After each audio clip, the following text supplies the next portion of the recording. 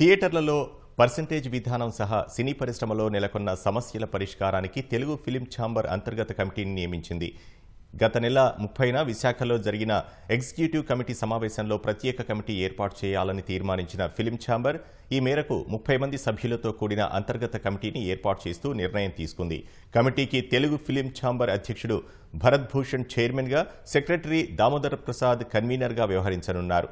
Produce sector నుంచి సభ్యులుగా Damodar Prasad, Dil Raju, Prasanna Kumar, C Kalyan, Ravikishore, Ravishankar, Nagavamsi, Danayya, Swapna Dutt, సుప్రియలను నియమించారు. డిస్ట్రిబ్యూటర్ సెక్టార్ నుంచి సభ్యులుగా భరత్ భూషణ్, సుధాకర్ రెడ్డి, ఎం సుధాకర్, శిరీష్ రెడ్డి, వెంకటేశ్వరరావు, రామ్దాస్, నాగార్జున, సిడెడ్ కుమార్, భరత్ చౌదరిలను నిర్ణయించారు. ఎగ్జిబిటర్ సెక్టార్ నుంచి రాంప్రసాద్, సురేష్ బాబు, సునీల్ నారంగ్, వీరనారాయణ బాబు, శ్రీనివాసరావు, అనుపమ్ రెడ్డి, బాలగోవిందరాజు, మహేశ్వర్ రెడ్డి, శివప్రసాదరావు, విజయేందర్ రెడ్డిలు ఉంటారని తెలుగు ఫిలిం ఛాంబర్ వెల్లడించింది.